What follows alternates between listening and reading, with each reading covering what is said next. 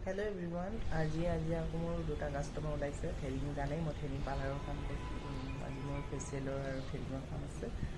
আপোনালোকে সিহঁতৰ ঠিক আছে এই ফেচিয়েলৰ বস্তুবিলাক চব লৈ লৈছোঁ চব বেগত ভৰাই লৈছোঁ ভৰাই লৈ এই ইমান ৰ'দত ওলাইছোঁ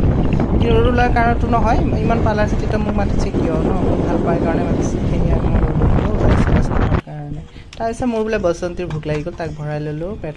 ভৰাই ল'লোঁ ভৰাই লোৱাৰ পিছত মোক ক্লাইণ্টৰ আহি ৰুম পালোহি তাৰপিছত ক্লাইণ্টৰটো চবেই আজিকালি